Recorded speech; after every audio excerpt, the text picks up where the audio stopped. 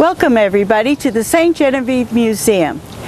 St. Genevieve Museum was begun in 1933 but finished by 1935. In fact, it was a gift from the people of St. Genevieve to the people of St. Genevieve. In 1935, St. Genevieve celebrated its 200th anniversary, and they began collecting the money and began the process of building the museum. And remember, this was the depth of the Depression, but they were able to build this museum to house the artifacts that had been collecting in their attic. They sold tickets for the pageant that they used to celebrate the 250th out of the museum, so we know it was completed in time for that. We don't know when exactly it was completed, but certainly in time for that. As we walk down the way, we're going to show you what this edifice is about. The roof is made out of slate. The rock is stone that is quarried from the Roth quarry that is still quarrying rock for needs in the community. You can see the columns here. Those are turned rock that are made. The architect for this was August Bowman. The Uding brothers did the stonework in the construction center, and they poured the concrete. And then August Wiener and his crew dug the trench for the foundation of the museum. So all of this was a community effort, and all of those names of the people who were part of this, we could easily make a few phone calls and find descendants of those people still here in St. Genevieve. It opened. People in town donated things in order to make it a museum. It all came out of personal collections. It all came out of things that people were willing to donate. And today, we are about to move the museum and enhance the museum and make it bigger and better. Coming very soon is a vision for the future, honoring the past, and in very short order, we will have a new museum that is going to stay the same but get bigger and better. Please join me now as we go inside the old museum. I'm so glad you decided to join us inside. One of the big things that we want to talk about, it's right inside the door and you can't miss it, is the boat St. Genevieve. It was a railroad ferry boat, and I bet many of you have never heard of such a thing. The railroads, in order to get across the Mississippi, first had to come across on a ferry boat.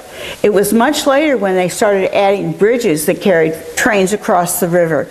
But St. Genevieve continued to bring across trains. So they would ferry a portion of the cars across the river, and then they would go back and pick up more of them and come across, and the engine would pull those off of the ferry. Then they connect the next part of the train that's on the other side of the ferry. Just as if you've been on a river ferry, there's two lines of cars. Well, this is all trains. And then they would go back and get more of the train cars. But the last one is always left at the back of that ferry landing so that you can continue those.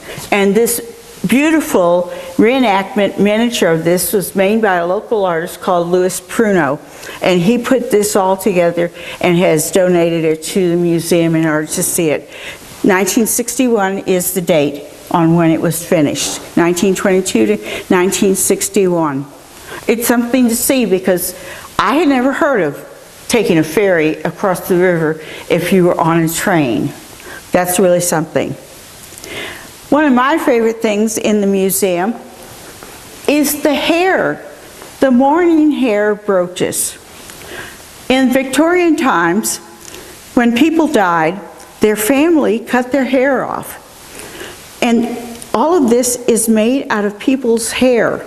They then braided it and turned it into this bracelet hair Maybe there's 4 or 5 different colored hair in there, so maybe it was hair that they had collected from Grandma and Grandpa, and maybe the death of a child or death of several children, and they collected all of this hair and then turned it into jewelry. You've got earrings, a ring, you've got a necklace there, all made out of hair. You've got some other things here. Here's a necklace here with a cross on it, and it's all made of hair. Plus, all of that has to be braided, and think how thin a strand of hair is that you're trying to make into something. It's very delicate, very dainty, and very time-consuming, but that's what they did to honor their dead, is to turn their hair into jewelry and wear them around their necks or on their fingers, was to continue to use that hair as something that they could hold fast, to hold fast their loved ones. So that's a particular favorite of mine. Another favorite of mine is this vault that's over here. This is a bank vault. It was in the bank here in St. Genevieve, and supposedly, because we don't have actual proof, the bank was robbed, and this was the bank vault that was robbed supposedly by Jesse James. We can't say for sure, but this is the one that was robbed, and they think that it was Jesse James. So that's kind of interesting and fun, but we can't say for sure who it was. We've also got something, look at this. This is carved out of one log. That is just amazing, to have a wood trough that's all carved out of one log. Look at the inside of this. All one thing. You don't grow trees that big anymore that you could cut something like that out. And okay, we were talking about the transfer boat. Transfer boat was the St. Genevieve. This is the steam whistle from that actual boat, the St. Genevieve, and it is all mounted in here, but it does work, we think, and if we could fit it up to a steam-driven engine, we could get it to work and it could blow its whistle. We can't, however, do that, but it's still amazing that the whistle is here and it's part of the St. Genevieve ferryboat. So, pretty amazing. And people hung on to this stuff so that it could be displayed at a later date. And we're skipping over a lot of things, but come to the museum and see what's all here. Now, this is honoring our vertical log cabins. That's the claim to fame of St. Genevieve, is the vertical log cabins, the Poteau sur Sol and Poteau en Terre construction. And so you have some of the tools that were used to make those houses. You see, this has got some bousselage right here, that has come out of some house already, and it was all just hay and straw and clay that they molded together and put between the logs, and the logs were standing straight upright, and the sign says vertical log. This was just pointed out to me, but it is a log that is laying down horizontally, but should be straight up and down. So all of the log houses here in town are that vertical log. We have the Beckett-Rabault house right here. This is the Johnny Ziegler or the Green Tree Tavern house here. That's the same house right here, the Johnny house, just at different times during its history. And here's an old axe that they would have used cutting down the trees, and some of the square nails that they would have used to pound these things together. Though in the construction in the attic, here's a picture of the attic, and the Norman trusses that held all those log houses together. There's no nails in that. That's all mortise and tenon joints and held together with wooden pegs. So you think, well, you need a lot of nails to put this together, but in fact you don't need any nails to put it together. Just wooden pegs that you can shape yourself. Let's go over here and look at some of the church artifacts that we have. And church was very important here in St. Genevieve.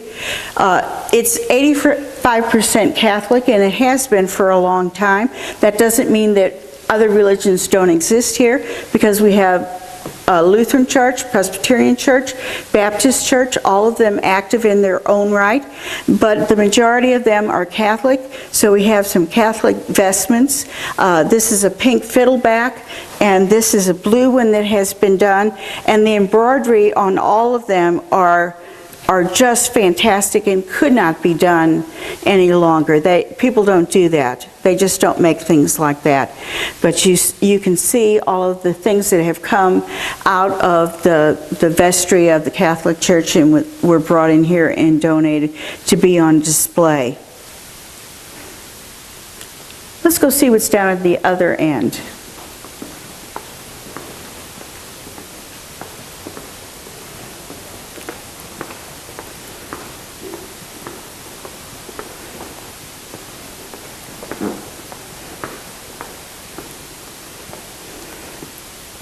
Here we have an adding machine.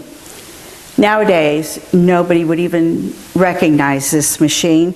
You just add your things. When you have big columns of numbers to do, you could just add them on here and crank them out. Now, you just get out your phone and get that done. But this was a necessary thing in business. To my heart, the savior of all the things, we have a spinning wheel. Once you shore your sheep or whatever such item that you would have, you would card it and then you would spin it on a spinning wheel to make the yarn or the thread, whatever you were going for. Then you could turn it into something that you could knit or crochet. And here you have an example of a hand crocheted bedspread and the quilting, all hand done. Today, if you needed a quilt quilted, there are many, many quilting bees around that you could find that could do that quilting for you. It's not a lost art. It's something very prevalent around here. And look at the embroidery on that sampler back there. It's about 1870, and a young lady would have done a sampler and shown it off to tell her mother that she had learned correctly how to do embroidery. That's one of the first things she would have learned how to do. Some crazy quilts. And here we have some examples that as people were learning, these are crocheted, sample of crocheting. I tat, and there's no tatting in here, but that's what I do, is tatting. And the hats. Look at the crazy World War I hats that we have, and a German World War I hat that somebody brought back as a souvenir. Okay, here's another point of interest here is all of the Indian heads that we have. And these belong to the Osage Indians. And the littler ones down here all serve, each size of them were for different purposes. These little ones down here that are a little fatter were used to drill out the holes, say the inside of a pipe or anything that you wanted to make a hole into rather than being shot. The smaller ones over here were for smaller animals, for medium-sized animals, and then for bigger and bigger animals. So all of these were the Osage. The larger rocks back here were earlier Indians than the Osage. These were the Mississippian culture that came before the Osage came to this area. And so you're seeing, again, much earlier stages, more primitive culture, but still utilizing those rocks as tools and as weapons. And as we come over here on this side, you're again back to the Mississippian culture, and right here you can see one of the very earliest mortar and pestle. Right here, it's a large rock and a smaller rock that's used to break up medicines or any kind of food substance that they might need to grind in it. So very primitive, but still the beginning of man using tools to manufacture things. So it's showing that civilization has happened here in this spot for generations. Not just generations, we've been here for generations, they've been here for millennials and for many millenniums. So very much showing that people have been here for quite a long time. You see some of the earlier Indians. The French got along with the Indians. They didn't shoo them out and shoo them away, but intermarried and had children and lived with the Indians, learned from them. So we've given you a little overview of what you can find in the museum. There are other things. There are things that people in town have not seen for generations. So please come and visit. Come and see what we haven't shown you yet, but what is here. And feel free to come again. Let's go outside.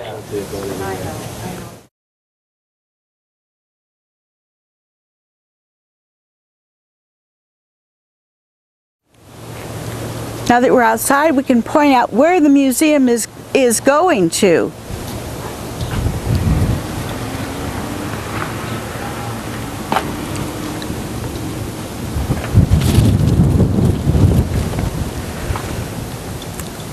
The museum isn't moving far. It's strictly going about half a block. It's moving into this building, that's the Ketting building. It will be about 10 times its size, and it will hopefully be ready in about a year or so. And so when you come to St. Genevieve, if you come quickly, you can see the old museum, and if it's a little bit of time away, you can come and join us in the St. Genevieve Museum and Learning Center. Thank you, and please come and see us.